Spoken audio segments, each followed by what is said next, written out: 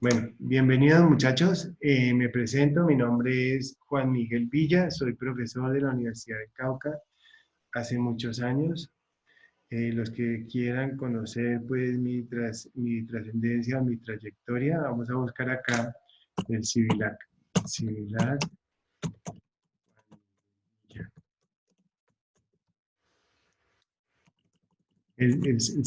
¿Saben lo que es el Civilac?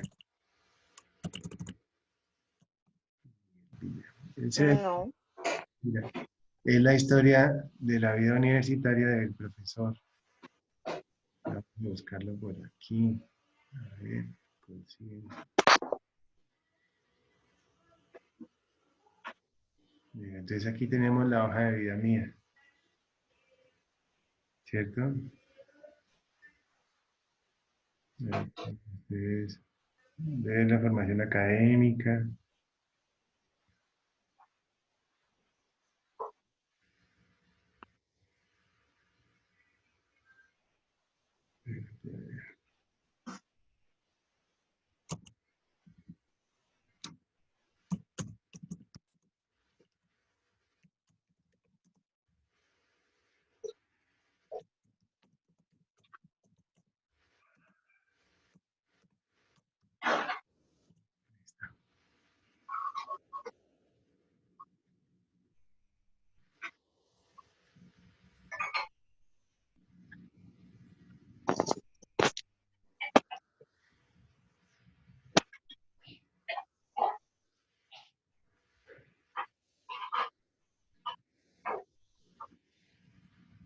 Sí, aquí está.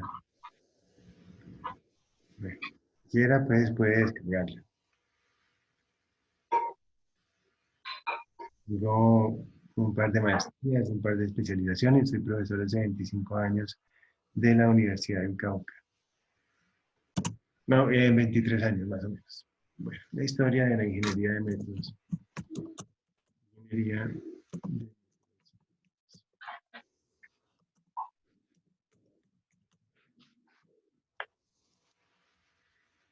Arranca entonces por ya más o menos en el año 2500 antes de Cristo con las pirámides de Egipto. Las pirámides de Egipto. Y las construyeron una gran cantidad de personas, ¿cierto? Que eran los esclavos. En esa época existía un faraón. Y ese faraón, pues dijo, vamos a construir unas pirámides. Y empezaron a construir las pirámides y empezaron a darse cuenta que necesitaban organizar administrativamente a todas esas personas. Y entonces dijeron, bueno, ¿y cómo vamos a hacer? Entonces crearon a unos grupos de supervisores. Ustedes están viendo el tablero, ¿cierto? sí, profe. Sí, Sí, profe. están viendo una pirámide y todo eso, ¿cierto? Sí. Ujú. Bueno,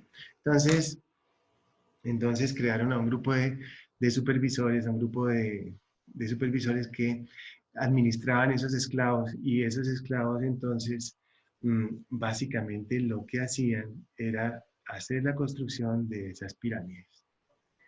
Para eso arranca esta época con la época que se llama época artesanal. Esa época artesanal es el primer inicio que se tiene de como de esas primeras organizaciones administrativas, de esos esclavos y de esos supervisores. ¿Qué creen ustedes, muchachos, que tenían ellos que administrar en esa época? Esa época, entonces dijimos que se llama la época artesanal, época antigua o artesanal. Entonces esa época viene marcada por esas personas, viene marcada por los esclavos y todo eso.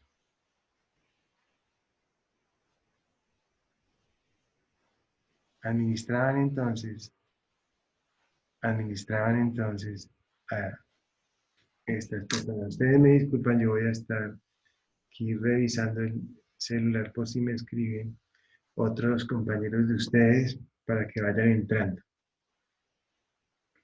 En esa época que se llamaba época antigua o artesanal, la mano de obra, la mano de obra era lo principal, la mano de obra.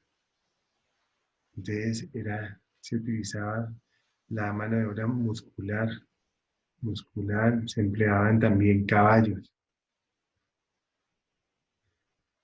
se empleaban barcos, porque los indicios que hay, los indicios que tenemos nosotros, es que esas pirámides las construyeron con unos bloques de piedra que ellos a través del Nilo, el río Nilo, entonces se montaban por acá en unos barquitos y llevaban esas piedras muy grandes hasta el Cairo.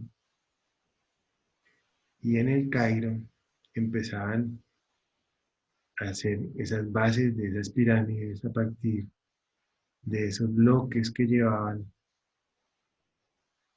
Y claro, tenían que administrar a todos los esclavos que había por allá en Egipto. Inicia esta época antigua en el año 2500 antes de Cristo.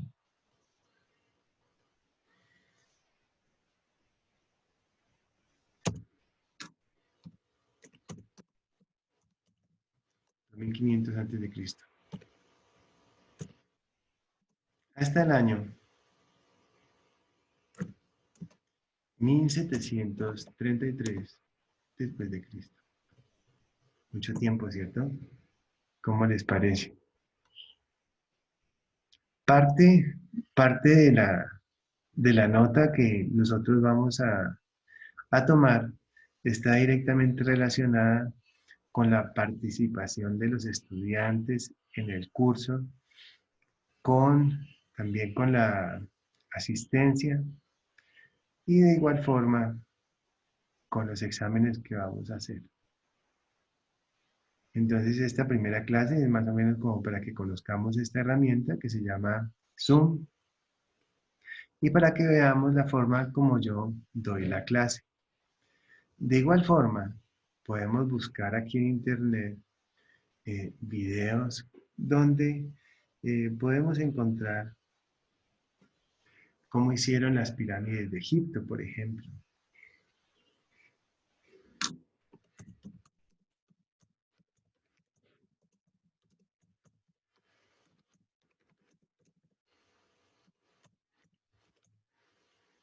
¿Cierto?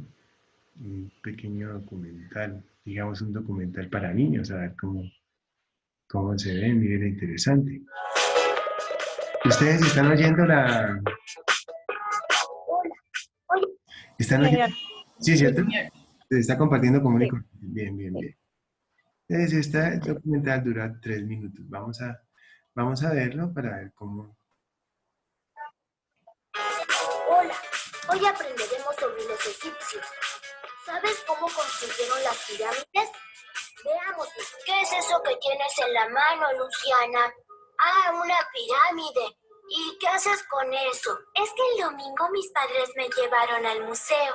¿Has visto qué grande que es? Sí, es enorme. Volví muy cansada, pero contenta porque conocí muchas cosas. Ya sé, ¿viste las momias? Claro, eso me gustó. Pero lo que más me gustó, ¿sabes qué fue? Las fotos de las pirámides. Mi papá me explicó que eran inmensas tumbas de piedra y que allí colocaban el cuerpo solo de personas importantes. Sí, es verdad. Ahora recuerdo las fotos. ¿Sabes por qué hacían tumbas tan grandes si iban a poner a una sola persona? ¿Y cómo hicieron para levantar esas piedras enormes? Porque me imagino que en aquel momento no tendrían todas las máquinas que tenemos hoy para realizar construcciones, ¿no? Creo que ya olvidaste lo que nos contó la maestra sobre los egipcios. Miren lo que les traje. ¿Quién me dice qué es? Es una pirámide. Muy bien, Michael. Es una pirámide de los egipcios, un pueblo muy antiguo que vivió hace muchos, muchos años en un lugar llamado Egipto, a orillas del río más largo del mundo, el Nilo.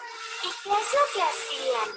Ellos fueron uno de los primeros pueblos que crearon un sistema de escritura. Además, fueron grandes ingenieros y constructores, pero como también eran muy religiosos, construyeron grandes templos en honor de sus dioses. ¿Y qué otras cosas hacían? Eran muy buenos escultores y pintores, y gracias a estas obras de arte, nosotros podemos conocer más sobre la vida cotidiana de este pueblo. Muchas de las obras, como los templos y tumbas, se han mantenido hasta hoy porque fueron realizadas en piedra. Los arqueólogos, los investigadores del pasado, han ido descubriendo y analizando todos los objetos que encontraban.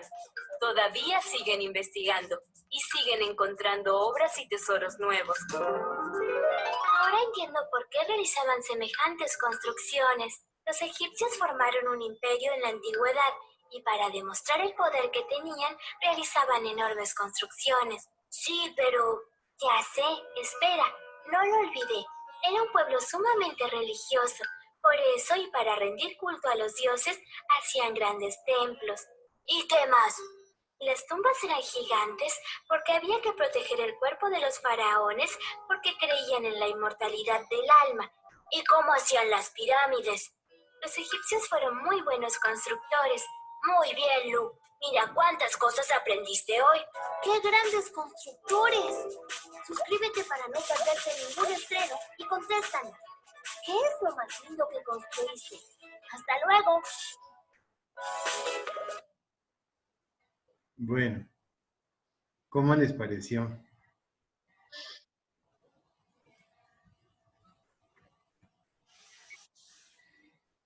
Hola muchachos, cuéntenme a ver cómo les pareció.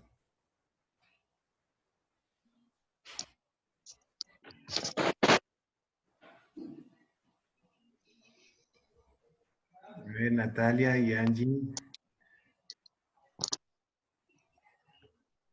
El video está bastante didáctico y explica pues como lo más necesario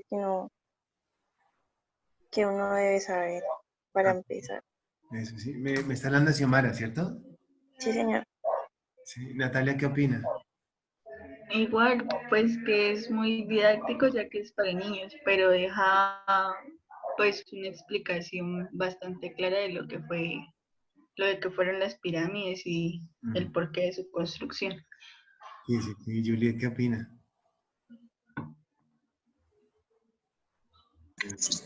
No, pero pues también que es interesante ver, pero la verdad no, nunca había visto un video así.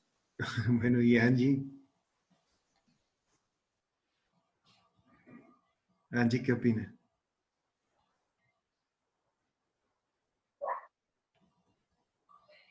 Bueno, entonces vean. Esta pues es la primera clase donde estamos viendo cómo vamos a desarrollar la clase. Estamos pues todos, digamos que conociendo la herramienta y esta herramienta pues es bien interesante y vamos a interactuar entre todos. Vamos a hacer esta clase sin estrés, con tranquilidad, aprendiendo todos y entendiendo que estamos todos en cuarentena y que lo único que yo quiero es que ustedes aprendan. De igual forma, creo que lo más importante de todo va a ser básicamente como la interacción entre ustedes y el profesor. De igual forma, pienso que vamos a aprender mucho.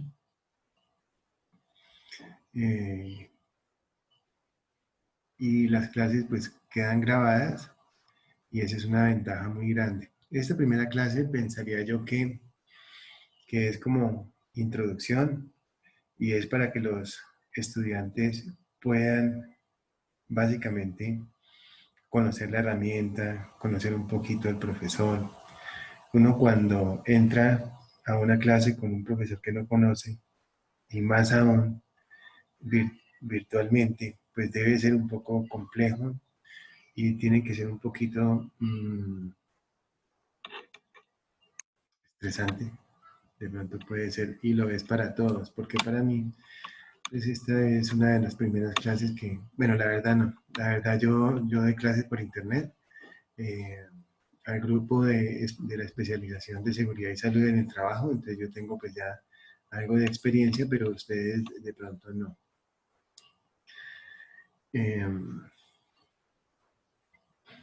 Más que todo quiero que estemos tranquilos y que aprendamos. ¿Es un trato, muchachos? ¿Les parece? Bien. Aquí contamos también con un chat. Bueno, aquí hay un estudiante que se llama Alexander Gaviria. Vamos a ver. Profe, tan amable, enviarme el link, ya te lo mando. Ya te lo mando.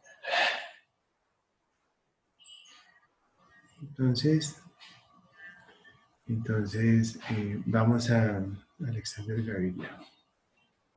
Entonces vamos a, aquí, por aquí podemos escribir también, ¿cierto?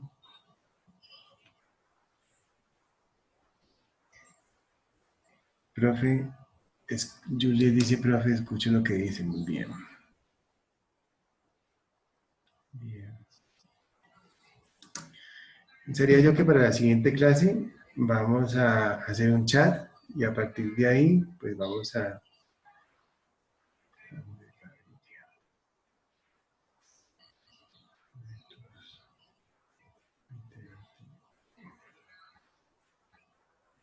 A partir de aquí vamos todos a aprender un poquito. Bien. Vamos a esperar a que este joven entre. Bien, entonces aquí decimos que tenemos la época antigua artesanal, pues estaba básicamente ligada a estas pirámides, que fue la primera construcción que hubo. De igual forma, se tienen los acueductos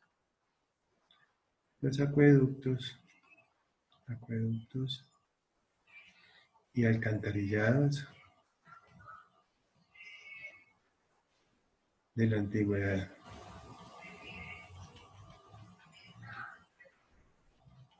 Como por ejemplo en Roma,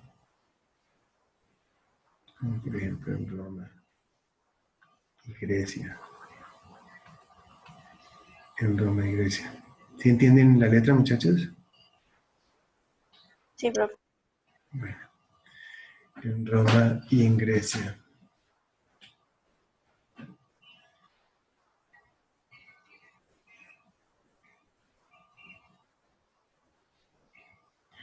Bueno, entonces, en Roma y en Grecia se crearon los acueductos y alcantarillados, que fue en esta época de la cual nosotros estamos hablando, en el año 2500 a.C. y 1733. ¿Cómo creaban esos alcantarillados en Roma y en Grecia?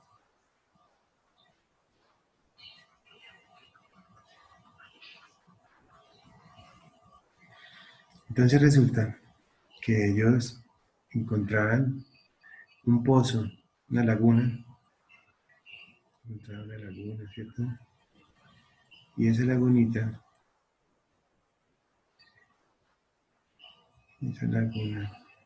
entonces, ellos desviaban esa laguna y hacían un canal.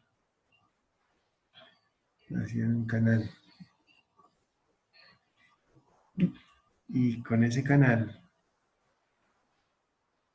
por ese canal, entonces ellos desviaban el agua,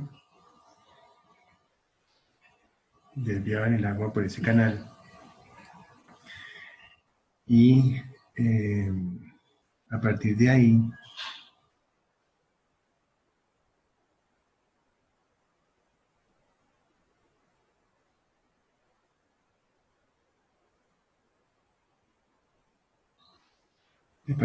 captaban el agua que utilizaban.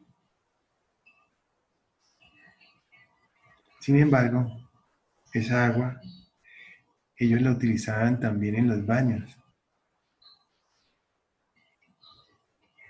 y utilizaban el agua de los baños y a través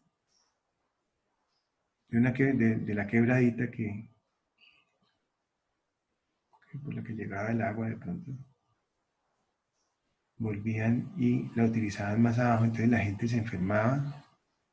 Entonces dijeron, no, aquí no podemos seguir usando el agua y tirándola nuevamente al alcantarillado, porque los que están más abajo se enferman. Entonces es cuando empiezan a analizar que esas aguas servidas, que se llama, no la pueden volver a utilizar y entonces hacen los alcantarillados. Viene la E. coli y vienen otras enfermedades, vienen las enfermedades por parásitos. Y se dan cuenta que la gente empieza a morir básicamente porque el agua que están usando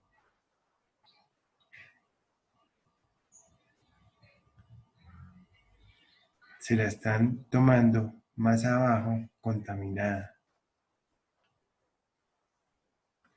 La gente moría en promedio a los 40 años. Estoy hablando en esta época que se llama la época antigua o artesanal. La gente moría a los 40 años y entonces vienen los acueductos y alcantarillados de la antigüedad. Vamos a buscar acueductos y alcantarillados. Estamos en esta clase aprendiendo a manejar esta plataforma, ¿cierto? Entonces, para que nos vayamos ambientando, podemos ir buscando aquí acueductos de Roma.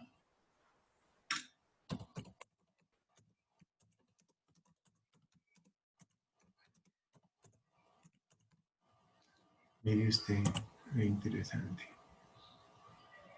Véalo aquí. Miren ustedes. Sí estamos viendo, ¿no? Hola, buenos días y bienvenidos a un nuevo videoprograma de Entendiendo la Historia. Hoy vamos a hablaros brevemente sobre los acueductos. Los romanos fueron capaces de construir grandes conductos de agua a través de valles y montañas, los acueductos. El acueducto es una de las obras más características e importantes de la ingeniería romana. Su función era transportar el agua desde los manantiales hasta la ciudad, donde se canalizaba y se distribuía por medio de tuberías de plomo hasta las fuentes.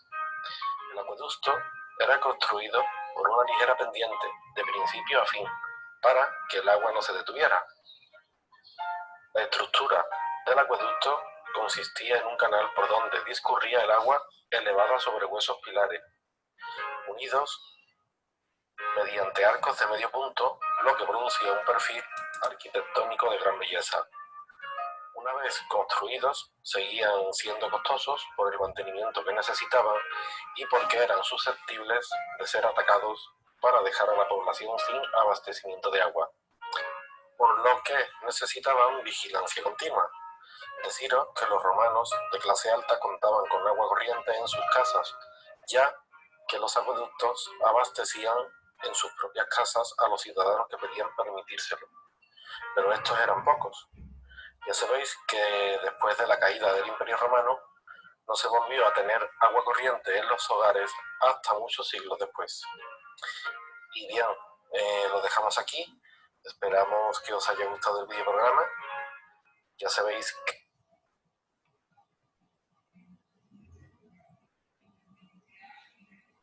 Bueno, qué cosa tan increíble, ¿no? Y entonces, de esa manera, era como llegaba el acueducto y el alcantarillado a la antigüedad. Perfecto.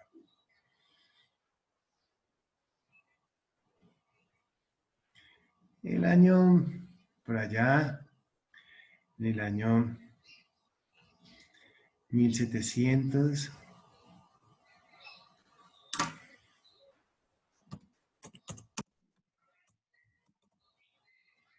hasta 1850, viene la época, ¿qué se llama la época de la revolución industrial?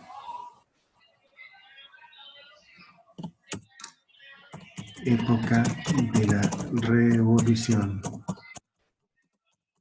industrial. ¿Ustedes saben qué pasó en esa época, muchachos? En esa época de la revolución industrial, un señor, marca esa época, un señor que se llama James Watt. James Watt. Él se inventó la máquina de vapor. ¿Cómo funcionaba la máquina de vapor? Funcionaba de la siguiente manera. Aquí tenía temperatura, tenía una llama y aquí tenía agua. Esa agua empezaba a evaporarse y se tapaba esa caldera, y a partir de aquí venía un ducto, una tubería que movía un pistón. Hacia abajo y hacia arriba, lo comprimía ese vapor. Y aquí tenía ese pistón baja hacia arriba, baja cuando hay alto nivel de presión por aquí, baja. Al bajar está conectado con una biela que gira y aquí está conectado con un eje. Entonces, de esta manera podemos ver cómo está girando este eje, y este eje está conectado a lo que quiera, como por ejemplo a una locomotora, ¿cierto? Entonces se inventaron las locomotoras a partir de este principio que es la máquina de vapor. De igual forma, estaba conectado también este eje que está dando vueltas a una máquina para hacer hilados, que se llama la rueca. Esa rueca empieza a dar vueltas y empieza a hacer hilado que antes se hacía de forma manual. La máquina de vapor la podemos observar aquí. Bien. Muy bien. Época de la Revolución Industrial. En esta época de la Revolución Industrial, Inglaterra es la que marca la pauta. Marca la pauta. Vamos a ver unos minuticos aquí la máquina de vapor. Bueno, quiero ir al muchacho nuevo que acaba de entrar, que se llama Alexander. Alexander, ¿estás en la línea? Cuéntanos, ¿qué opinas de esta herramienta de internet? A ver, máquina de vapor.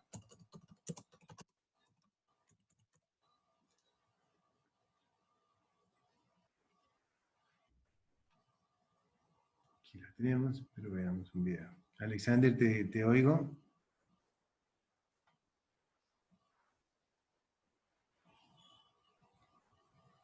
Hola amigos, hoy les contaré una breve historia acerca de la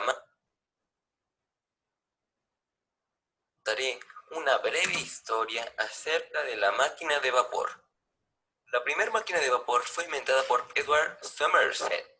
Sí, Edward Somerset, después de que inventó su máquina de vapor, ya no tuvo suficiente dinero para mantener o producir su máquina, lo que lo llevó a morir en pobreza. En el año 1668, Thomas Avery consigue la patente de la máquina de vapor, en la cual usaba carbón para desarrollar esa potencia. Pero luego ya como que estaba muy chafita, pero tiempo después llega James Watt y mejora la máquina de vapor. Y pues mucha gente cree que este señor James Watt fue el que inventó la máquina de vapor. ¿Sabe por qué? Pero bueno.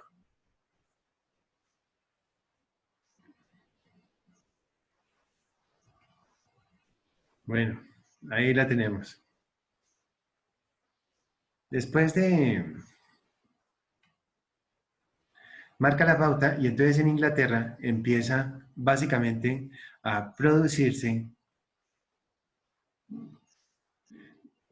un alto número de unidades de textiles. Entonces Inglaterra se convierte en una potencia mundial. Eso es Inglaterra desde el año 1733 a 1850.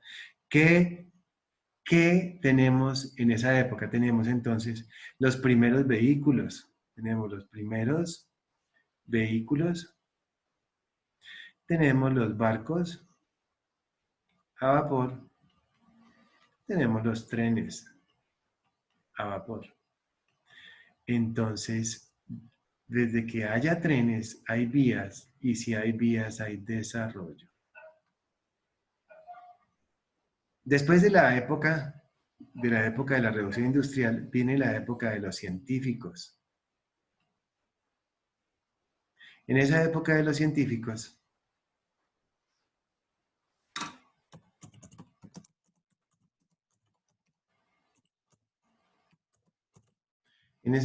los científicos, hubo unos personajes muy interesantes que marcaron esa parte de la historia, desde el año 1733 hasta el año, desde el año 1850,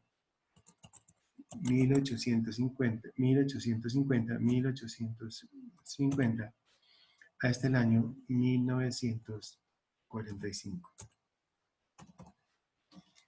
Y hablamos entonces de esa época, la época de los científicos, y entonces esos científicos pues fueron unos grandes pensadores, como por ejemplo el señor Taylor. Winslow Frederick Taylor. Nuestro amigo Taylor es el padre de la administración, es el padre de la industria. Y entonces decimos que, un segundo.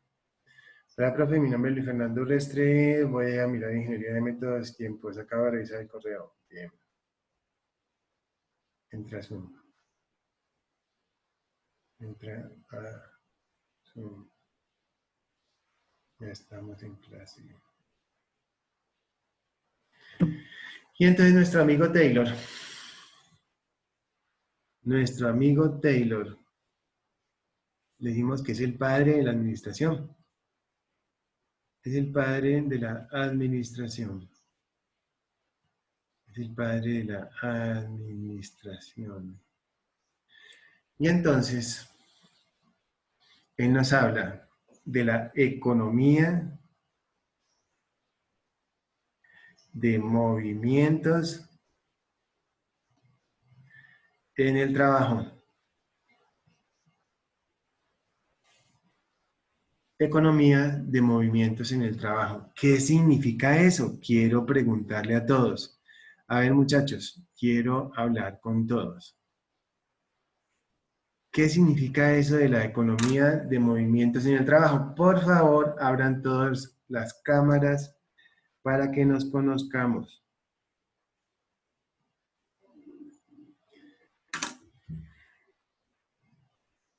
¿Qué significa eso? Los estoy oyendo.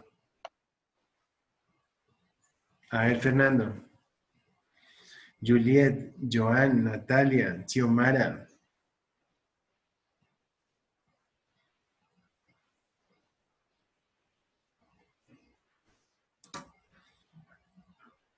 A ver, muchachos, cuéntenme a ver qué significa la economía de los movimientos en el trabajo. Ustedes todos están llevando, su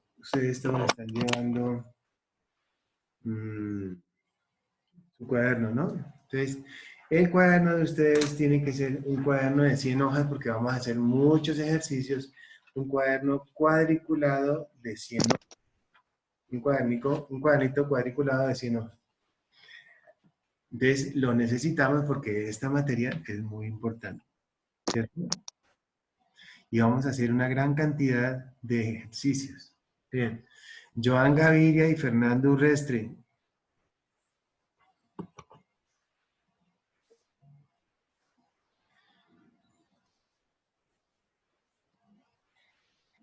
Joan y Fernando.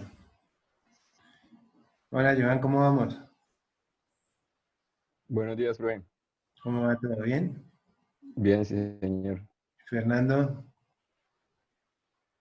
Bien, entonces, la economía de movimiento del trabajo hace referencia a que tenemos que analizar, a ver, Julián, no se me vaya, a ver, tenemos que analizar, tenemos todos que analizar eh, de qué manera vamos a producir mejor y a menos costo.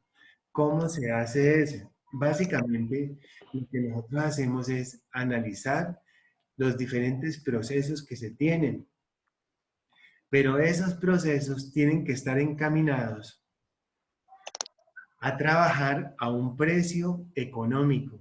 ¿Qué significa eso? Que tenemos que analizar todo lo que vamos a trabajar, lo tenemos que hacer con base en los costos de producción.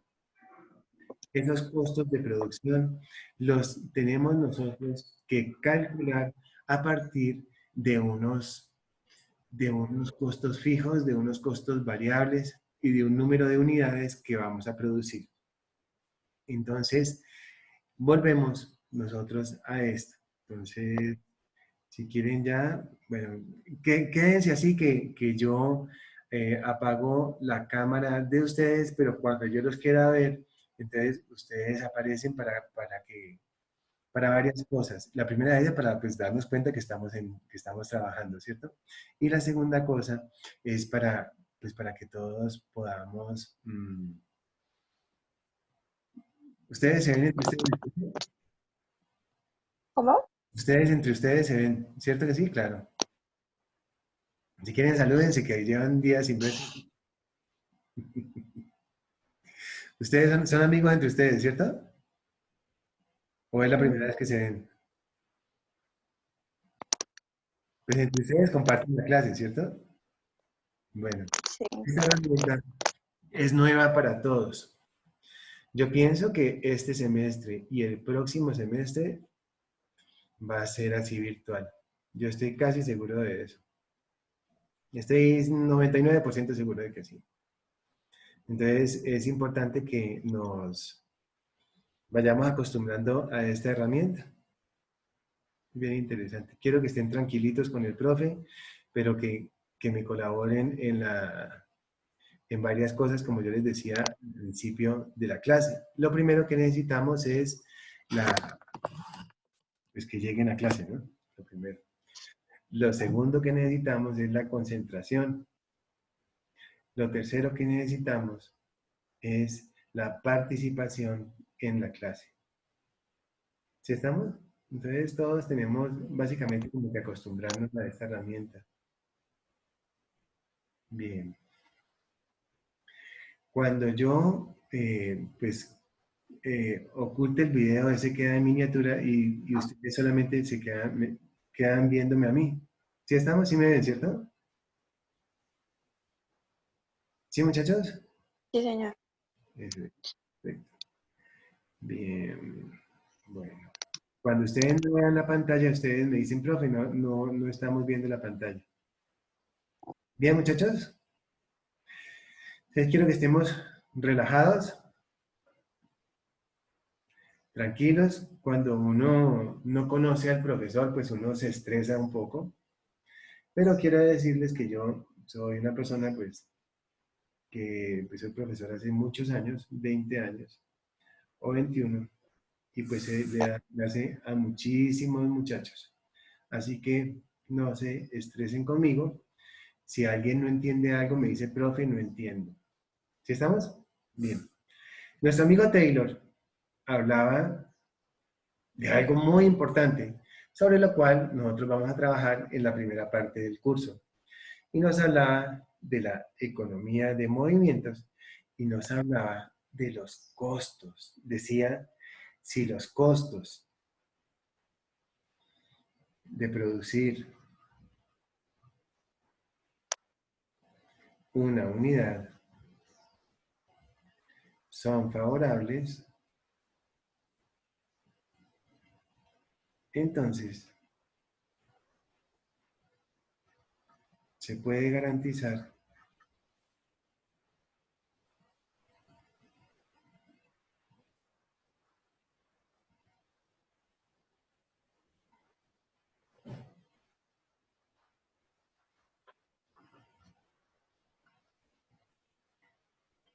el éxito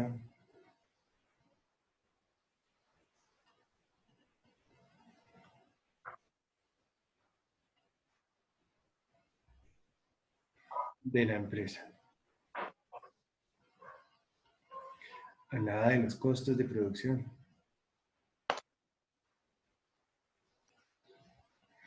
Y que estaban ligados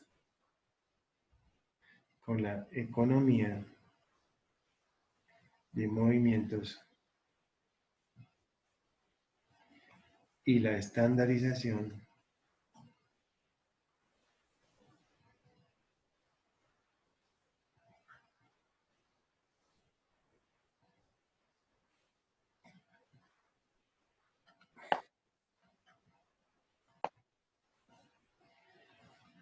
de los procesos.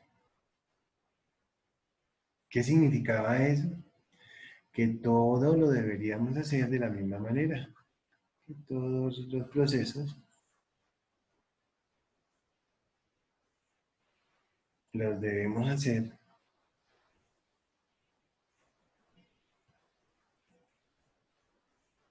de la misma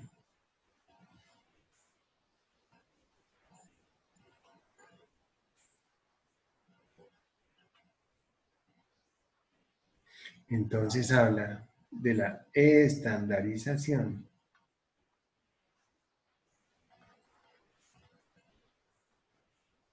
de los procesos. Bien, nuestro amigo Taylor. ¿Buscamos algo de Taylor para que hablemos de él? Sí, busquemos algo. Algo chévere. Taylor. YouTube.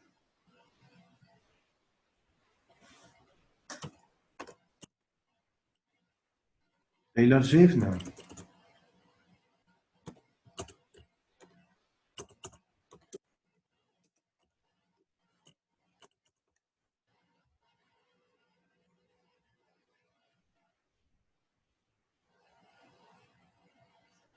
Taylor.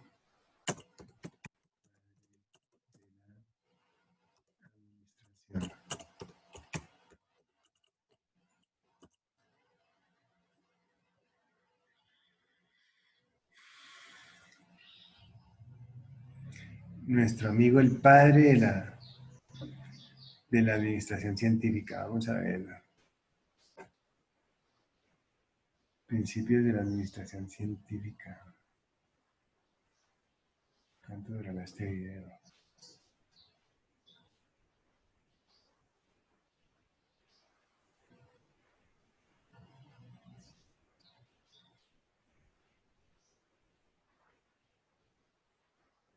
Vamos a ver. Mientras ustedes ven el video, ¿ustedes me ven a mí? Pregunto. Frederick Taylor es considerado el padre de la administración, pues él, junto con Henry Fayol, fue pionero en sentar las bases de lo que hoy es la administración. Taylor, entre otras cosas, propuso el empleo del método científico en la industria con el fin de eficientar los procesos productivos, optimizar recursos y obtener mayores ganancias. Al conjunto de sus obras se le conoció como Taylorismo. A pesar de esto, Taylor se ganó muchos detractores, sobre todo porque sus ideas fueron muy utilizadas para explotar al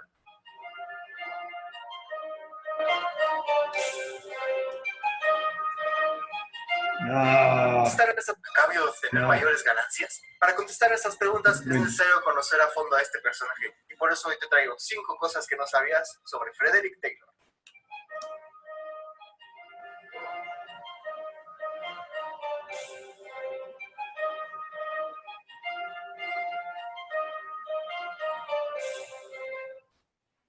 Número 1. Religión.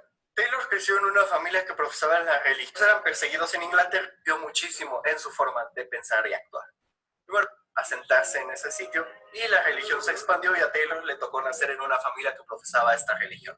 Esto es importante porque el cuáquerismo influyó muchísimo en su forma de pensar y actuar. Número 2. Estudios. ¿Sabías que Taylor pudo ser abogado? Influido por su padre, estuvo a punto de ingresar a Harvard a estudiar Derecho. Así es, Taylor también pertenecía a la SOED, Sociedad de Obligados a Estudiar Derecho, cuyo presidente era Julio Verne. Sin embargo, Taylor interrumpió este paso y decidió no continuar por ahí. Número 3, trabajo. Hay quienes piensan que Taylor era aburguesado y que nunca trabajó más que en puestos directivos o administrativos. Y eso es mentira.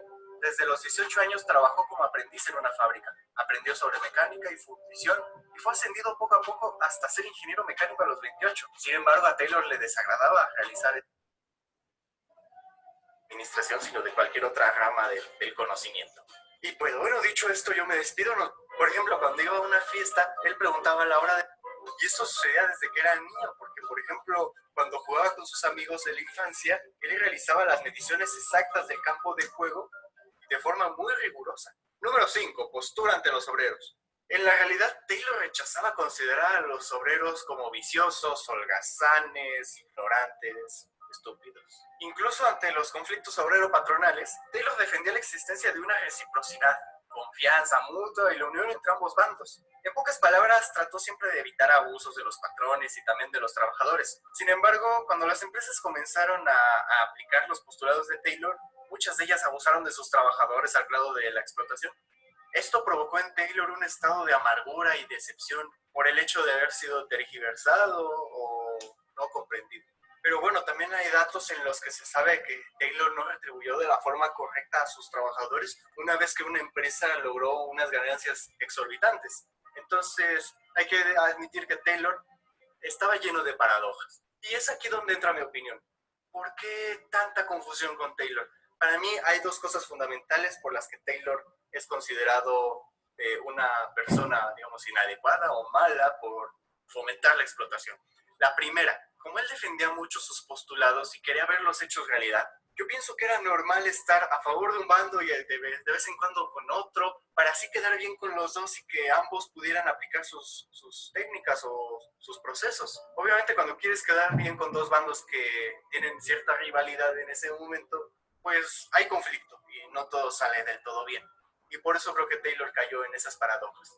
Y la otra razón es que yo considero que Taylor es de los que pensaba que todos eran como él, que todos pensaban como él o que tenían las mismas manías. Y ya saben lo que dice el dicho, el león cree que todos son de su condición. Y la verdad es que sería rarísimo encontrar otro Taylor en nuestra vida, ¿no creen? ¿Cuántas personas como él, con sus manías, con sus formas de pensar, con sus hábitos, podríamos encontrar?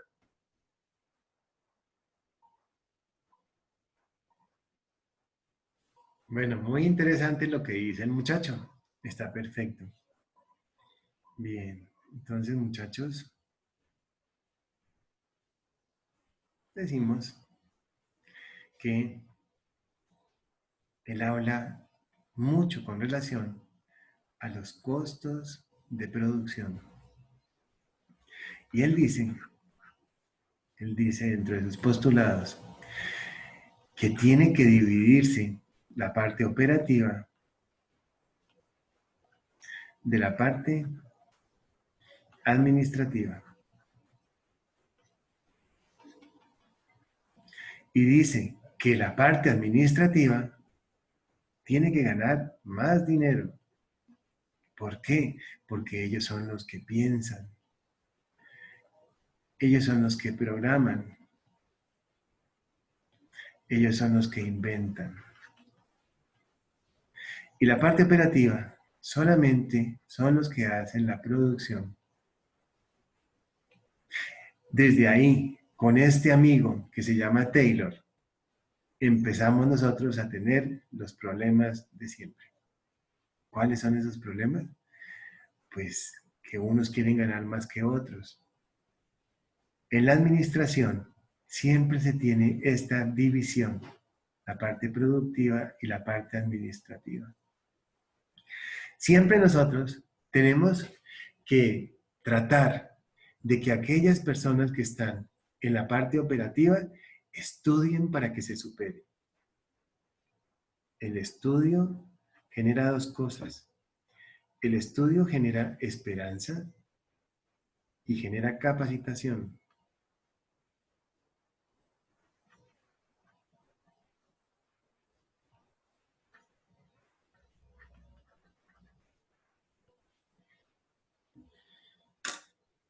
Y las dos cosas redundan en las buenas, en que esa empresa, en las buenas prácticas administrativas de una empresa. ¿Qué significa eso? Que esa empresa va a salir adelante. Eso es lo que dicen los postulados de Taylor. Y nuestro amigo Taylor nos habla, básicamente,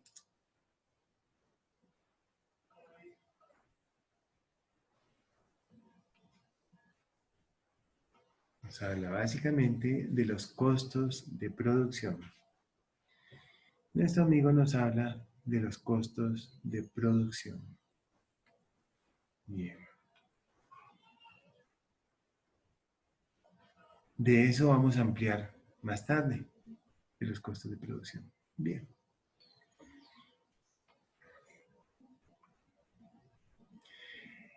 El año 1900. Bueno, pero no solamente estaba nuestro amigo Taylor. Espérense un momentico. No estaba solamente nuestro amigo Taylor en esto. También estaban otras personas. Entonces decimos que estaba nuestro amigo Taylor. Decimos que también hay otra persona que se llama Gantt. Gantt, Henry Gantt.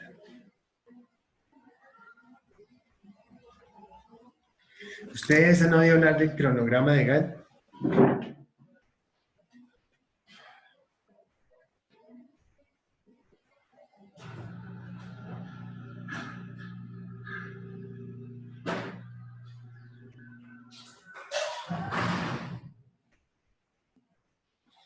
El cronograma de Gantt es una forma, un método administrativo donde, por ejemplo, nosotros decimos, bueno, vamos el día de hoy de 10 a 12, vamos a tener clase. De 12 a 2 vamos a preparar el almuerzo. De 2 a 4 vamos a estudiar. De 4 a 6 vamos a lavar la ropa. ¿Y cómo hacemos entonces nuestro cronograma? Ese cronograma de Gantt, entonces lo vamos a hacer de la siguiente manera. Un segundo. Ese cronograma de Gantt lo vamos a hacer así.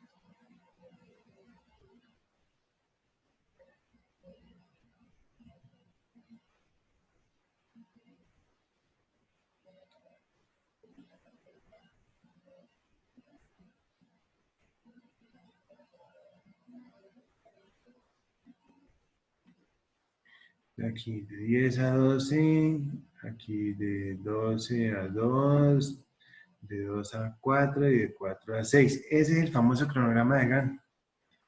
Ese cronograma de Gantt viene así, que son unas barritas. ¿Ustedes se acuerdan? ¿Lo han visto, muchachos? Son unas barritas. Desde 10 a 12, tal cosa. Entonces, ¿sí, cierto? De aquí, tal cosa. Esta otra de aquí a acá. Y esta otra de aquí a acá. Son esas barritas así. Bueno, eso no tiene... Pero administrativamente eso era lo que hacían antes. O sea, ellos no hacían actividades simultáneas, sino que lo que hacían era básicamente una cosa detrás de otra, como nos lo explicaba nuestro amigo Gantt. Henry Gantt. Taylor Gantt. Bien.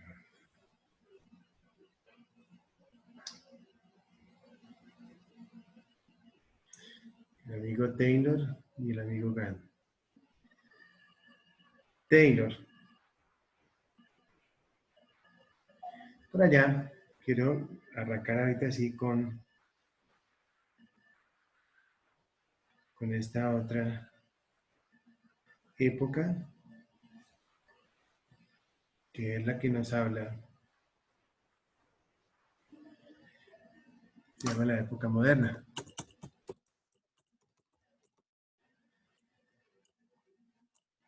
Época moderna, que arranca en el año 1945 hasta nuestros días.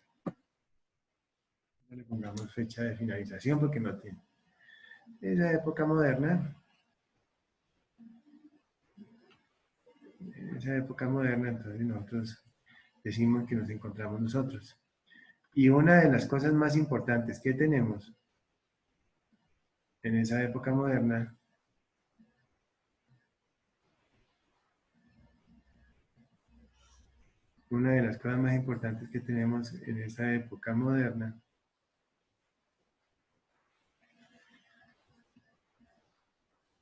es la programación de proyectos.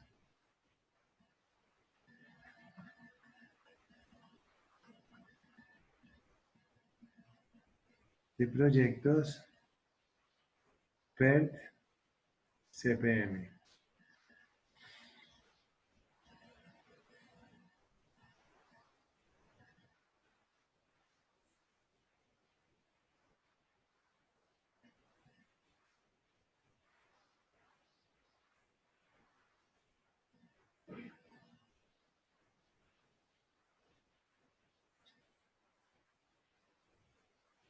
Se llama, esto quiere decir,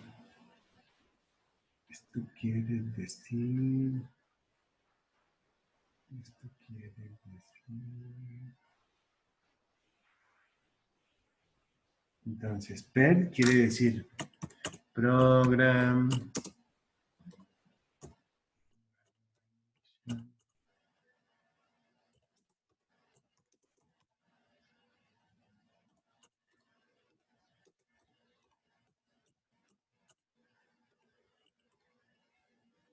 y CPM, entonces, Program Evaluation and Review Technique, y CPM significa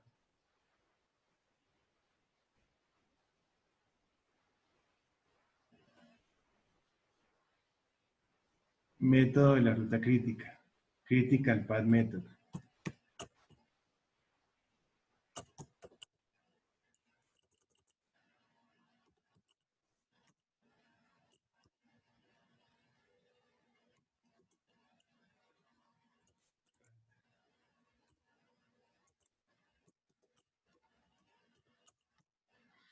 Eso es lo que significa.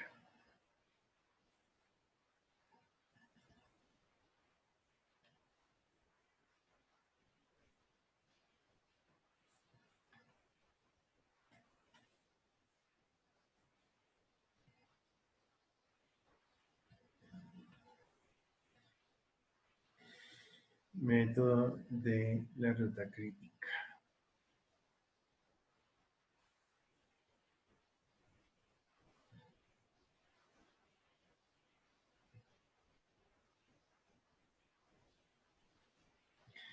Y entonces, ¿cómo hicieron entonces en la época moderna o de dónde sale el PER-CPM? Pues sale básicamente de las diferentes actividades que pueden catalogarse como actividades simultáneas a partir de lo que dejó nuestro amigo Adam Smith.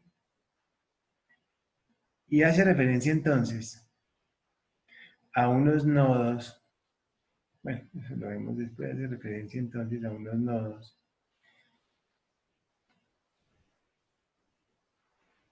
y a unas actividades donde ustedes pueden observar que tenemos unas actividades que se llaman actividades simultáneas.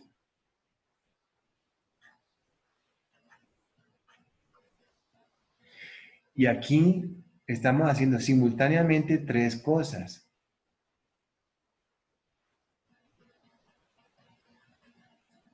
Esto quedó muy feo. Y ahí podemos darnos cuenta que estamos haciendo simultáneamente tres cosas. Estos se llaman nodos que estoy marcando aquí.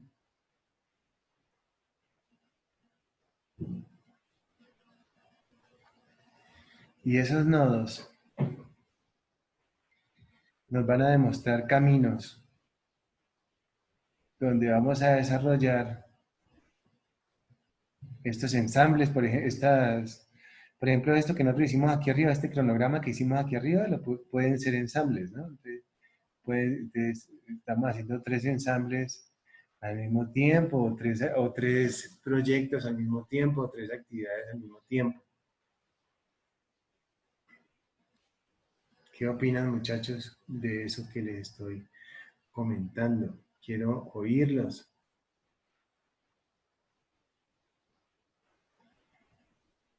Sí estoy siendo claro o estoy yendo muy rápido.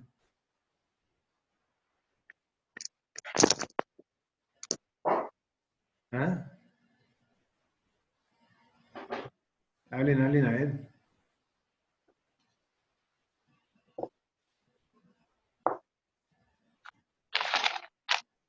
Digo, véanlo, muchachos. Bueno, esta es la forma como vamos a dar la clase. ¿Cómo les parece? Está bien, profe, está bien didáctica. ¿Cierto que sí? Tangible y con los videos también. ¿Cierto que sí? Hasta de pronto se entiende más que si uno estuviera en el tablero. Sí. ¿Cierto que sí? Vean, Joan y Fernando. Fernando llegó, entró a clase y no lo volvimos a ver.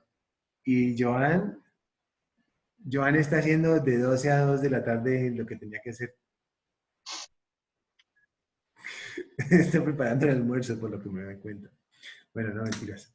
Bueno, entonces el trato es ese, que tenemos que estar todos en línea estudiando porque tenemos que sacar unas notas.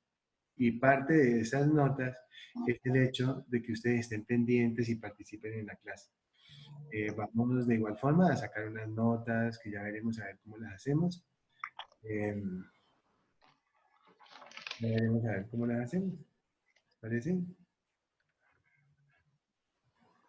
Bueno, Fernando escribe, dice que tiene problemas con el video. Bueno, no importa, Fernando.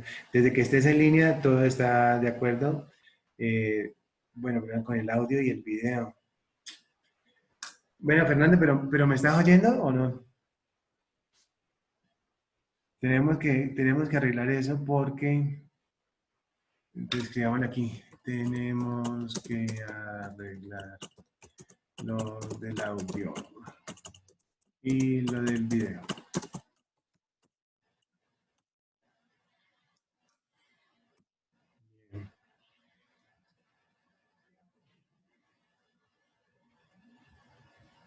Bueno, perfecto. Entonces continuamos. Bien. Entonces continuamos. Quiero que estemos todos tranquilos, ¿no? Muchachos, o sea, tranquilos, nada de nervios. ¿Sí? Vea, con este lapicerito es que yo escribo y con esta tableta que se llama una tableta gráfica.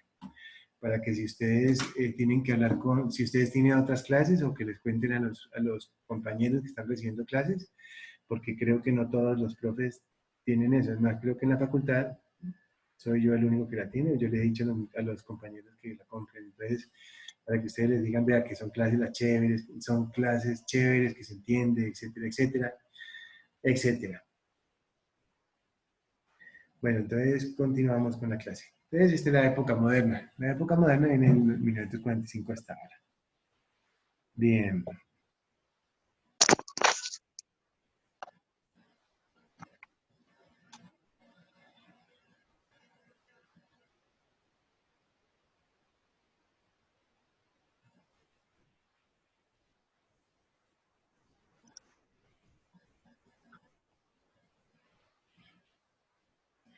Muy bien. Entonces vamos a retomar lo que nuestro amigo decía, lo que nuestro amigo Gan decía en la página anterior. Decía, y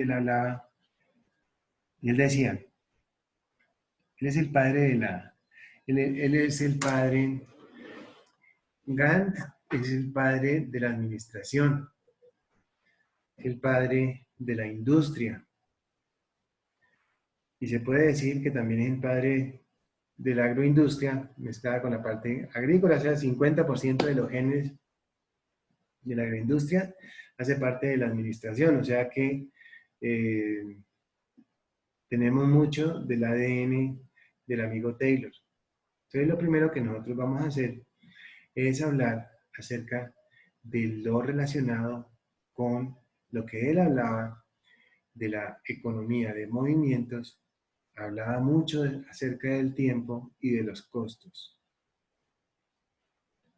Bien. Entonces,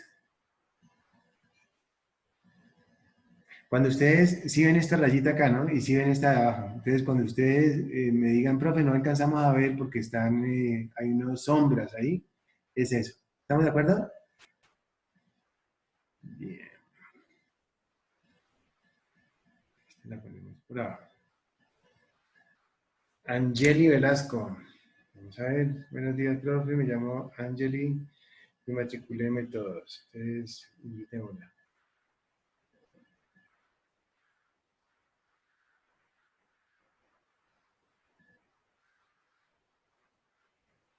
Hola, Angeli. Estamos en clase. Ya te mando el link de Zoom para que entres.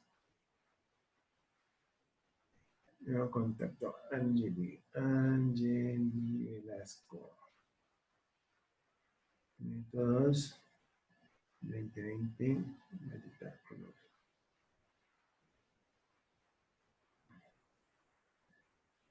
Angeli. Entonces, bien. Enviar. Angeli. Bien. Entonces hablamos que nuestro amigo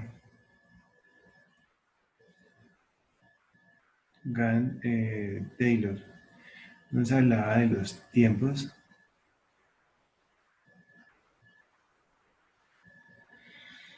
nos hablaba de las empresas,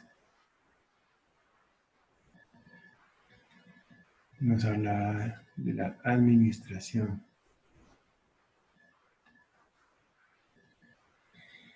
y en cuanto a la administración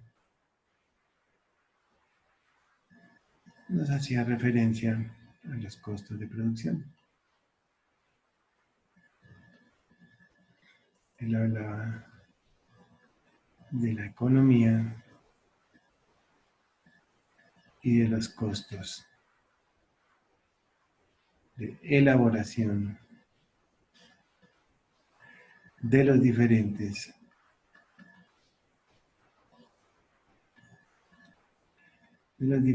productos que se hacían en la empresa. Bien.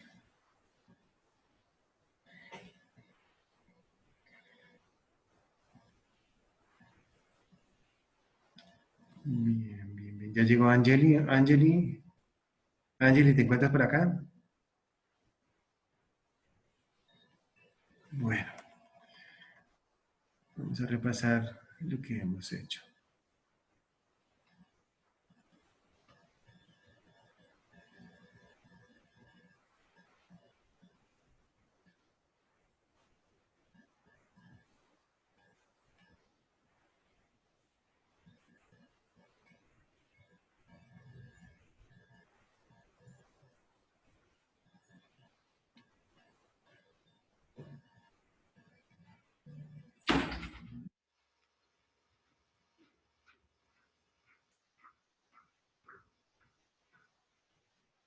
Bien, arrancamos entonces nosotros con la historia.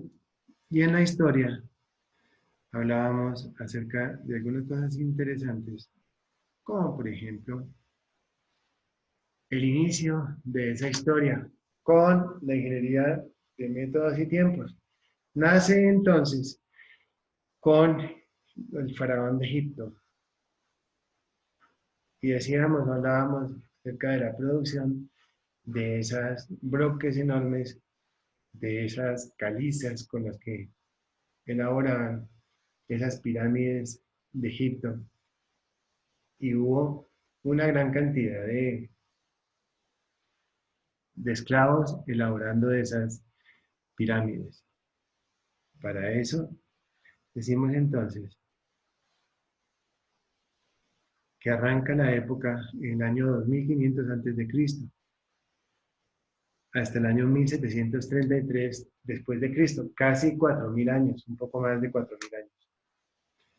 Pero en esos 4000 años, pues no hubo mucha cosa, o sea, claro, hubo pues de todo lo que hubo con relación a los alcantarillados y acueductos de la antigüedad.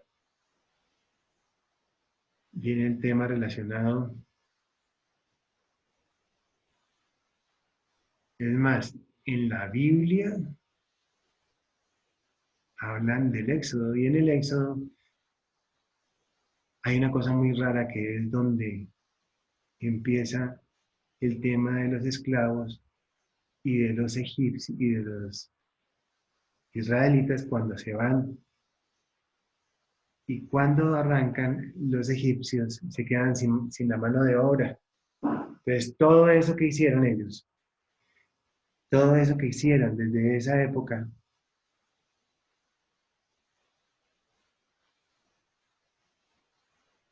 todo eso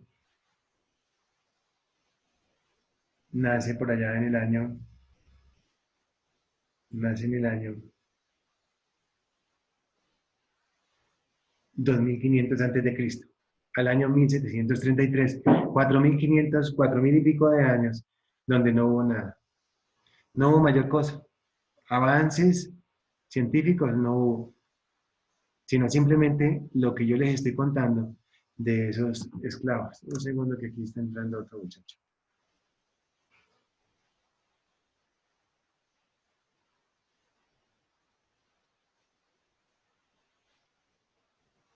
Un segundo, le damos paso a este otro joven.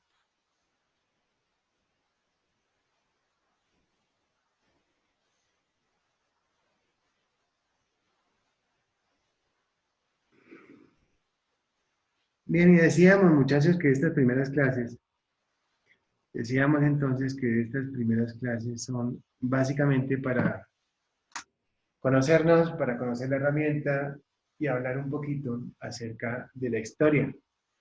La historia. Desde aquí.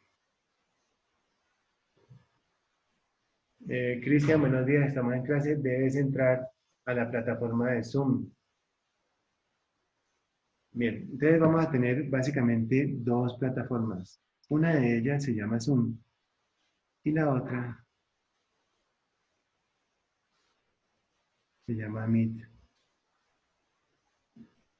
Ya están todos adentro.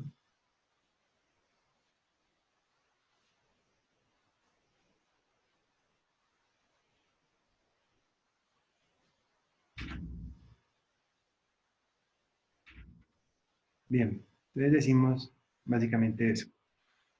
Desde la época artesanal vienen los acueductos y alcantarillados de la antigüedad y todo este cuento. Y hablamos de que hablamos de pendientes y cosas de esas. Por allá, en el año, estamos hablando de la historia todavía, pero por acá, en esta época de la revolución industrial, viene la electricidad en el año 1700. La electricidad, 1790. Y quiero que hablemos un poquito de esto, porque a partir de la electricidad, no, 1890 en la época, no, 1790, por aquí, en esta época. Vámonos con, muchachos, a ver, cuéntenme quién se inventó la electricidad. O sea, ¿quién empezó a generar electricidad a nivel industrial? Quiero oírlos. Bueno, hubo dos personas, dos amigos que se convirtieron en enemigos. Nicolás Tesla creo que fue. ¿Y quién más? Y no sé quién más. A ver, sigamos pensando. El amigo de Edison. Thomas Alva Edison. Ah, eso. Ajá. Cristian Criollo acaba de entrar. Bien. Entonces, tenemos por acá a los amigos. Las grandes peleas. Los genios de la electricidad. Bien. Aquí la tenemos. Grandes peleas de la ciencia. Hoy, Tesla versus Edison. En 1884, el inventor Thomas Alva Edison ya era conocido como padre de las lámparas incandescentes, pero no solo fabricaba bombitas, sino todos los accesorios relacionados con ellas, interruptores, enchufes, portalámparas, y todo esto funcionaba armoniosamente gracias a su patentada corriente continua.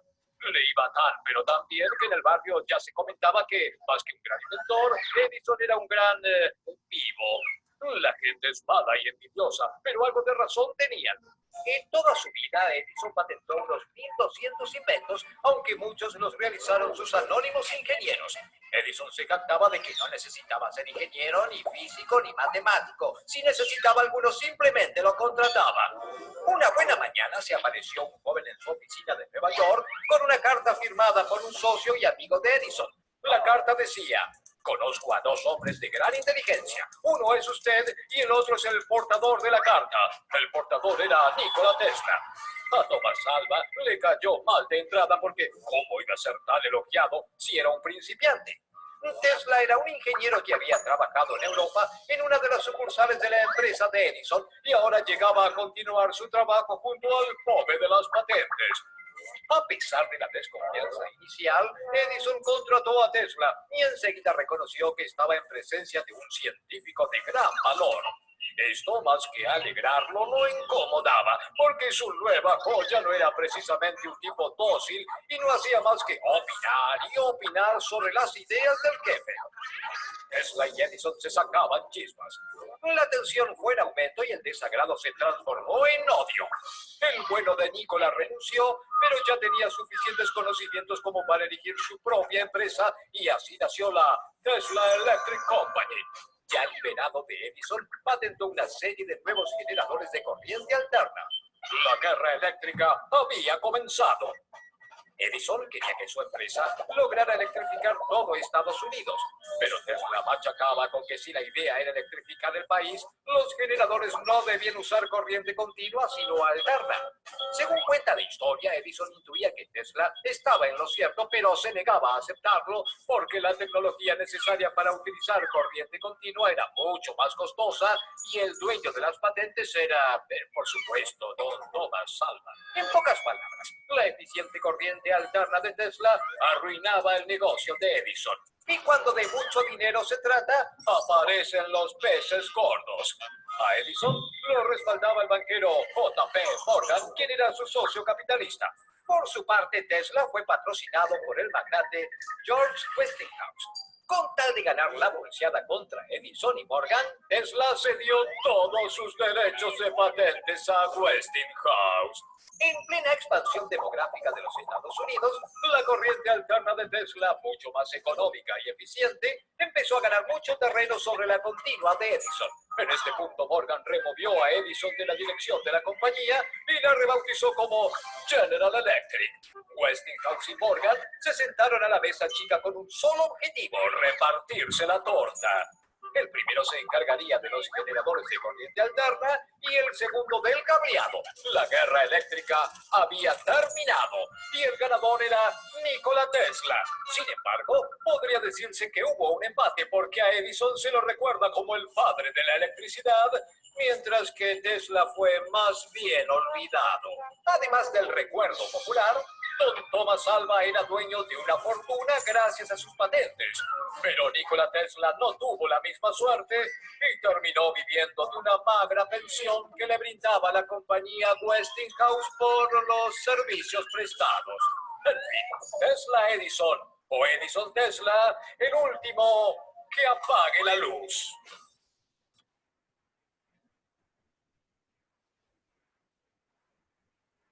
¿Cómo les pareció? Estudio Jaime presenta uno de los personajes más peculiares en la historia de la tecnología fue Nikola Tesla.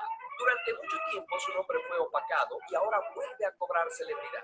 La marca de autos eléctricos de Elon Musk se llama Tesla Motors y también son Teslas las unidades para medir el flujo de un campo electromagnético. ¿Qué tuvo de especial este hombre? ¿Quién fue Nikola Tesla? Nació en Serbia en 1856. Desde chico destacó en la escuela gracias a su memoria fotográfica y gran habilidad creativa. Después de una larga enfermedad, estudió ingeniería y, gracias a su profesor de física, se interesó en los fenómenos electromagnéticos. Quiero saber más acerca de esta misteriosa fuerza. Se mudó a trabajar a Francia a los 26 años en la compañía de Thomas Alva Edison, donde ayudó a hacer mejoras al equipo eléctrico. De ahí migró a los Estados Unidos, donde conoció al célebre Edison y trabajó para él resolviendo problemas de ingeniería, hasta que un día, si logras hacer más eficiente este generador de corriente directa, te ganas $5,000. ¡trato hecho! ¡Listo! ¿Dónde está mi pago? Era una broma. Tú no entiendes el humor americano, chico. Toma $10 mensuales y date por bien servido. Por lo que Tesla abandonó a Edison y buscó sus propios inversionistas. Aquí está la lámpara de arco que me encargaron. Ahora sí podemos hablar de mis ideas para llevar energía a todo el mundo o hacer sistemas de comunicación transatlántica. Si vas a seguir con tus locuras, será mejor que te vayas.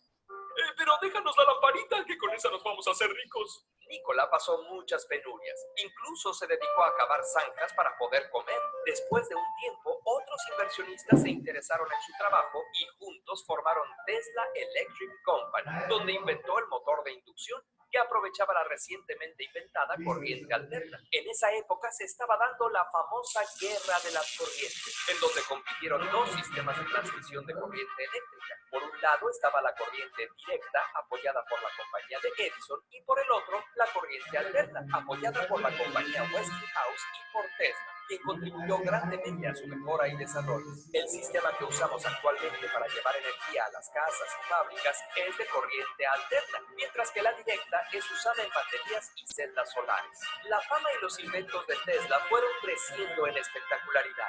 Inventó la famosa bobina de Tesla, instaló un laboratorio en Colorado y fue capaz de crear rayos como los que se dan en las tormentas. Medían más de 40 metros de largo y sus truenos se oían en un pueblo que estaba a más de 24 kilómetros de distancia. La gente sacaba chispas al caminar, sus focos de luz se prendían solos y hasta se reportaron mariposas electrocutadas. ¡Auch! Por un lado, es innegable su contribución al avance de la tecnología. Hizo casi 300 patentes y experimentó con los rayos X. Tomó la primera radiografía semanas antes que William Conrad Röntgen. Era un verdadero genio. Sabía 8 idiomas y sorprendía a todos haciendo cálculo integral solo con su cabeza. Por otro lado, en la actualidad, muchos le atribuyen logros que no son suyos, como la invención de la radio. Es cierto que demandó a Marconi acusándolo de que inventó la radio usando 17 patentes suyas. Y aunque las cortes distinguieron entre las patentes de Tesla y las de Marconi, aún hay controversia hasta la actualidad. Pero Tesla nunca creyó que las ondas hertzianas sirvieran para transmitir mensajes. Viajan en línea recta, se van a ir derechito al espacio, no sirven para nada. Estaba equivocado. Las señales de frecuencias cortas pueden llegar hasta 100 kilómetros de distancia y otras más largas, como las de radio AM, son reflejadas por la ionosfera y llegan más lejos. Las de onda corta prácticamente pueden llegar al otro lado del mundo. De hecho, un día escuchó con su receptor de radio curiosos patrones numéricos y declaró que estaba oyendo una transmisión de otro planeta. Aunque los periódicos anunciaron las primeras comunicaciones de Marte, lo más probable es que estuviera escuchando los experimentos de Marconi o de alguien más. Su singular propuesta para la comunicación era inyectarle las ondas a la Tierra para que pudieran llegar a cualquier otro lugar, y eso nunca funcionó. Otra de sus ideas sorprendentes era transmitir energía por el aire y al mismo tiempo iluminar el cielo nocturno. También afirmó que tenía un método para crear un rayo tan poderoso que exterminaría ejércitos con solo apretar un botón. Los planos de este rayo de la muerte estaban todos en su cabeza y si existió, se llevó el secreto a la tumba. Nunca le convenció la teoría de la relatividad de Einstein e incluso pensaba que la idea de que los átomos estuvieran hechos de partículas como electrones era una tontería. Lo cierto es que Tesla fue un personaje excepcional. Trabajaba hasta 22 horas diarias y podía pasar días sin dormir. Mucho de su dinero se lo gastaba en apuestas y aunque tenía amigos, nunca tuvo pareja ni hijos. La castidad ayuda a mantener mis habilidades científicas. Ahora me voy. Tengo que ejercitar los dedos de los pies para estimular las células de mi cerebro. Al final de su vida, siempre encontraba tiempo para alimentar a las palomas e incluso dedicaba muchas horas y recursos a curar a las que encontraba heridas. Su vida fue extraña y su personalidad peculiar. Y aunque se equivocó en muchas cosas, sin duda fue un genio y un visionario. Curiosamente, suscríbete. Bueno, y ahora quiero, ya para terminar la clase, les voy a poner esto.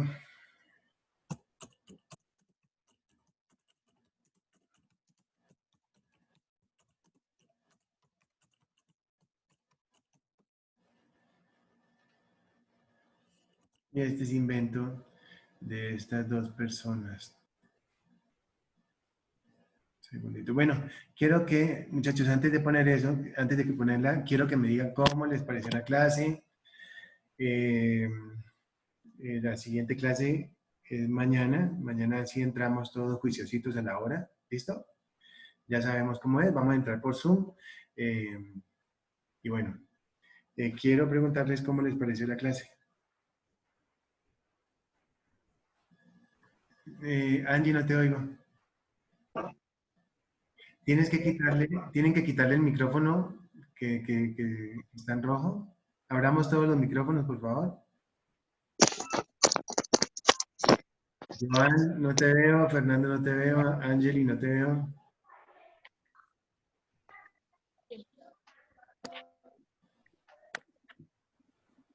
Bueno, entonces recordamos que parte de la nota es el estar y el estar pendiente con el tema pues, con el tema de la música.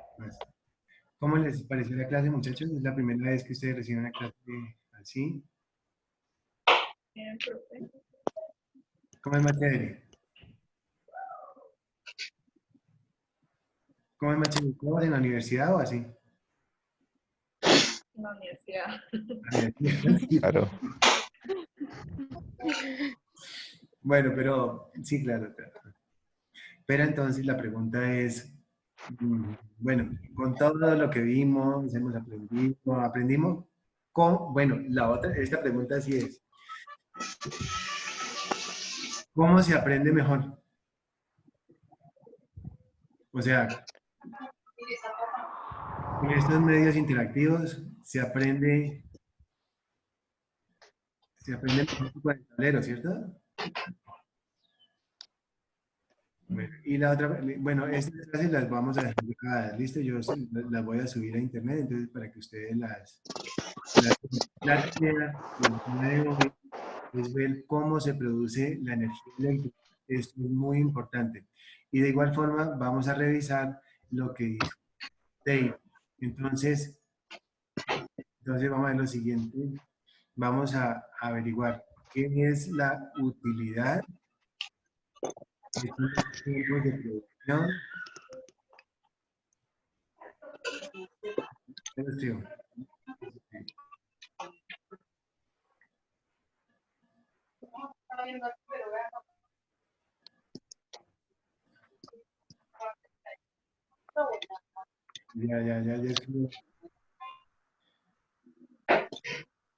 Ya.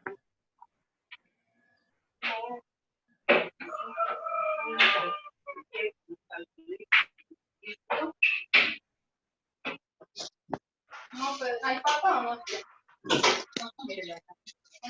Ah, es que no, yo no la veía, por eso dije, entonces no.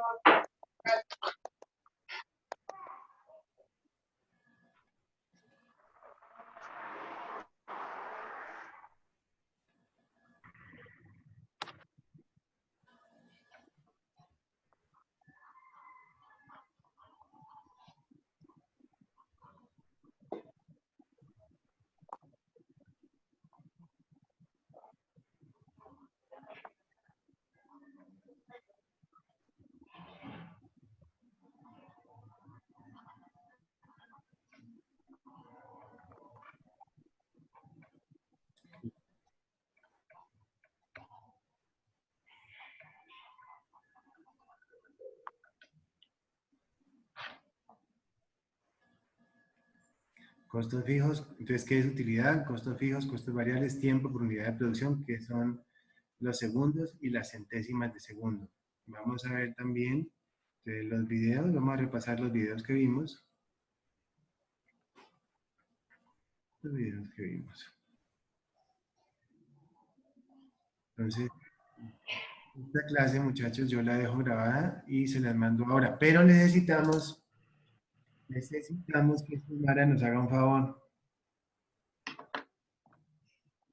Señor. Necesitamos que por favor nos hagas un chat con el grupo. En WhatsApp. WhatsApp. ¿Listo? ¿Será que me hacen un favor? ¿Me repites? ¿No anotan mi número? Exactamente. Para agregarlos. ¿Cuál es tu teléfono? 322-458-2590.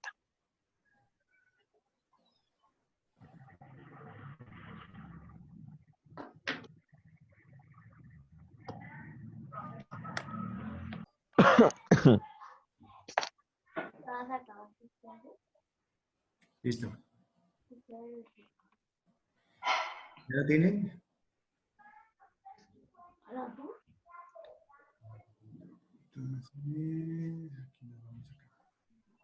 Entonces, 10 minutos. perfecto, entonces vamos a finalizar la clase con el video siguiente. Vamos a finalizar la clase con el siguiente video. Y me despido, nos vemos el día de mañana. Muchachos, como les dije, entonces vamos a aprender mucho en esta materia, pero necesitamos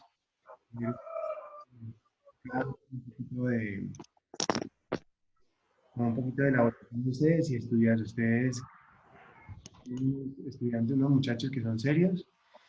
Y entonces vamos a arrancar con eso. Entonces, el video.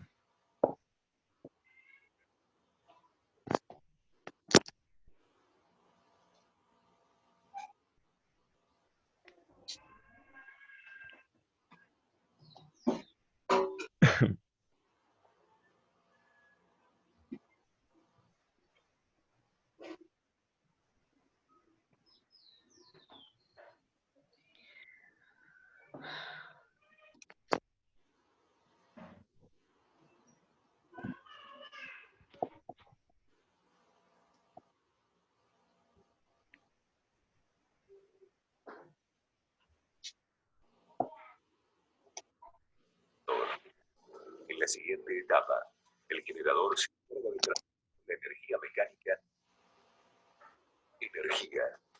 A lo largo de la historia, la humanidad buscó diferentes maneras de usarla. La cantidad de energía utilizada fueron factores decisivos para el desarrollo de las civilizaciones. Actualmente, la principal forma de energía que conocemos la usamos cotidianamente para la iluminación, electrodomésticos, telefonía y otros servicios. Una forma de generar electricidad es por inducción electromagnética. Este sistema implica que dentro de un campo magnético. Para lograrlo, se pueden usar diferentes tipos de energía. Una opción es mediante el uso de fuentes de energía no renovables como el petróleo, el gas natural, el carbón y el uranio. Este tipo de fuentes se encuentran en la naturaleza en cantidades limitadas. Por lo tanto, una vez consumidas en su totalidad, no pueden sustituirse. Todas son contaminantes, inclusive la mayoría de ellas aumentan el efecto invernadero, principal causante del calentamiento global. Afortunadamente, existe una manera de producir electricidad que no perjudica al medio ambiente, gracias al uso de fuentes de energía renovables. Por ejemplo, gracias a la fuerza del viento, la hidráulica, adquirida con el potencial que ofrecen las corrientes de agua, que procede del sol. Estos tipos de energía, además de ser renovables, no generan residuos. es decir, que son limpias. Por eso, actualmente son una importante alternativa, porque permiten aprovechar los recursos del medio ambiente. Además, son sustentables, ya que si cuidamos el planeta, tendremos estos recursos a disposición por mucho tiempo. Para controlar la utilización de estos recursos naturales y para preservar el medio ambiente, el desarrollo sostenible.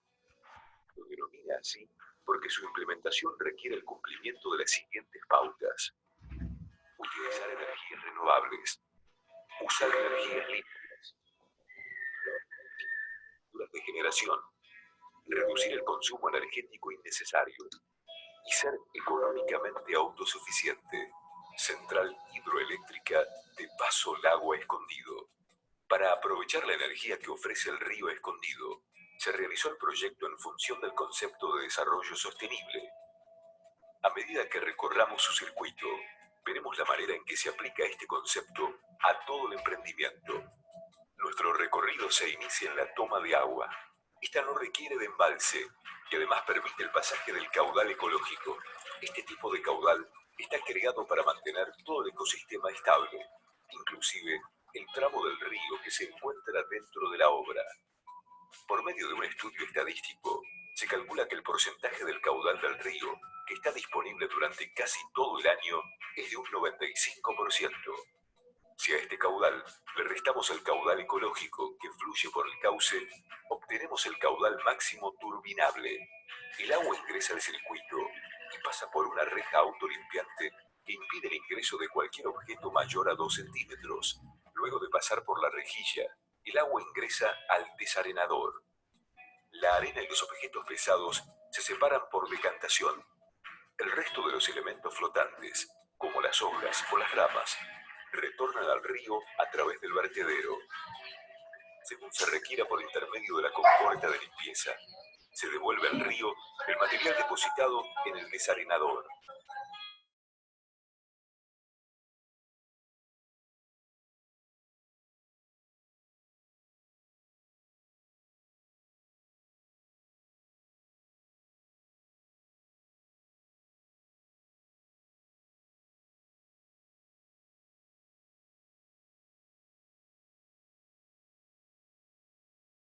Profe, se quedó sin sonido el video.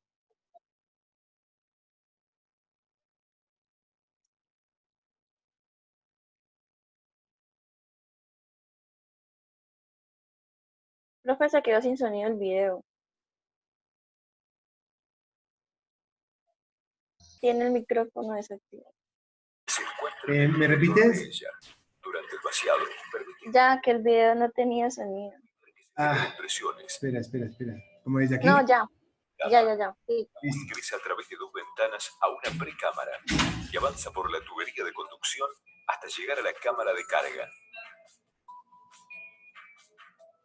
Esta tubería tiene un diámetro interno de 80 centímetros y una longitud de 800 metros. Es resistente, ya que está construida con resina poliéster reforzada con fibra de vidrio. Además, la tubería está adaptada a los desniveles del terreno.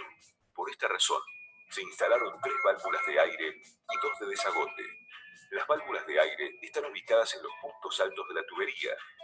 Durante el llenado, eliminan el aire que se encuentra en el interior de ella. Durante el vaciado, permiten que el aire ingrese a la tubería para evitar que se generen presiones por debajo de la atmosférica. Las válvulas de desagote, por el contrario, están ubicadas en los puntos bajos de la tubería. Esto posibilita el vaciamiento de ella para tareas de mantenimiento y reparaciones. El agua circula con caudal desde la toma hasta la cámara de carga y en este recorrido desciende 12 metros. La cámara de carga consta de 2 compartimientos que están separados por un muro que funciona como vertedero de seguridad. El primer compartimiento contiene una válvula automática que limita el caudal del agua, manteniéndola siempre al nivel de la cámara.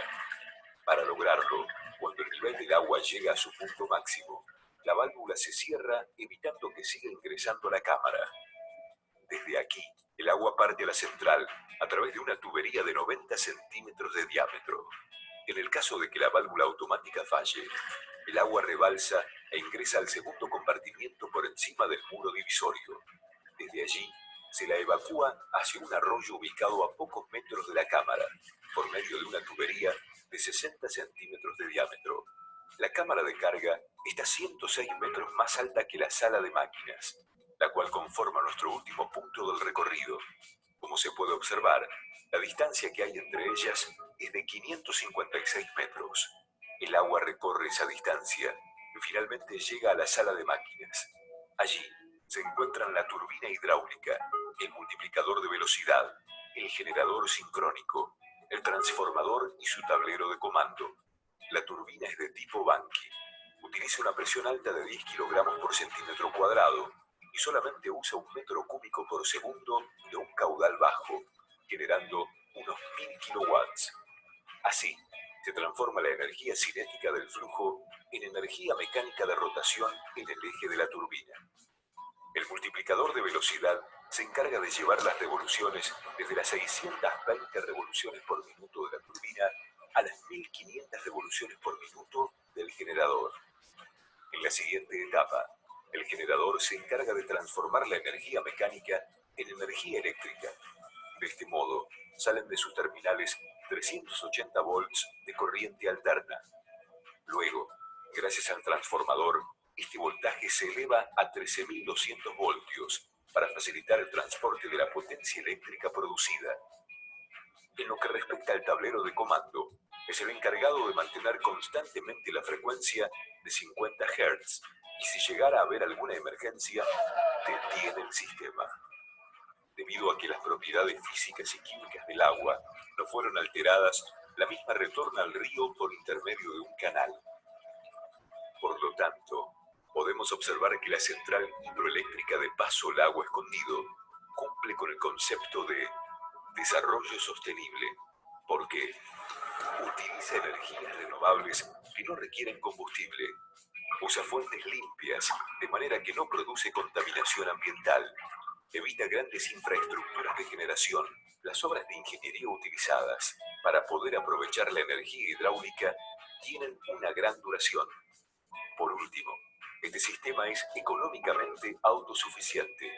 La energía que genera la central hidroeléctrica de Paso Lago Escondido constituye solo un 25% del costo de generación de un grupo electrógeno que consume gasoil. Gracias al uso de energías limpias y renovables, además de mejorar nuestra calidad de vida, ahora podemos contribuir a la preservación del medio ambiente. Patagonia Energía, Sociedad Anónima. Bueno, entonces Patagonia queda efectivamente en Chile. Y en Chile utilizan 50 Hz. Los Hz Me llamo Danny Foster. son las... Como arquitecto, Ustedes vamos a dejar hasta ahí la clase y nos vemos entonces el día de mañana. ¿Listo? Bueno, muchachos. Vale, profe. Chao, chao. En unos años, Río albergará los Juegos Olímpicos y el Mundial de Fútbol. Pero antes de que la ciudad salga a la palestra mundial, Brasil tendrá que arreglar un enorme